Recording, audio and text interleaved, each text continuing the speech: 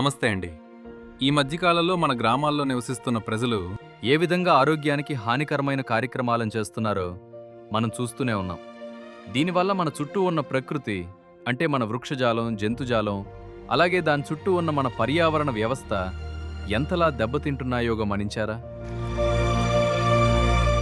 అంతేకాకుండా మన నిర్లక్ష్యం వల్ల తాగే నీటిని, బ్రతికే భూమిని, పీల్చే గాలిని, ఆఖరికి తినే తిండిని కూడా మనమే కలుషితం చేస్తున్నాము.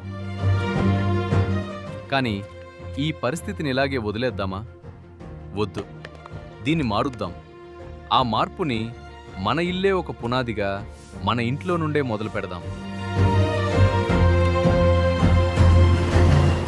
మన ఇంటి చెత్తను రోడ్డు మీద వేయకుండా ఈ 4 విధాలుగా వేరు చేద్దాం. వెట్ వేస్ట్, వంటగది వ్యర్థాలు. డ్రై వేస్ట్, ప్లాస్టిక్, పేపర్లు.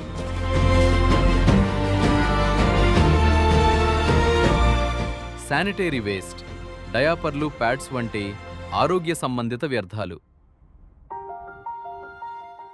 స్పెషల్ కేర్ వేస్ట్, బ్యాటరీలు, కెమికల్ బాటిల్స్. ప్రాణాధారమైన నీటిని కాపాడుదాం. చెట్లని నాటుదాం. ప్రకృతి వనరుల్ని కాపాడుకుందాం. వచ్చే తరానికి ఒక గొప్ప ఆదర్శంగా మన గ్రామాలను మారుద్దాం. రండి, మనమంతా ఒక్కటవుదాం.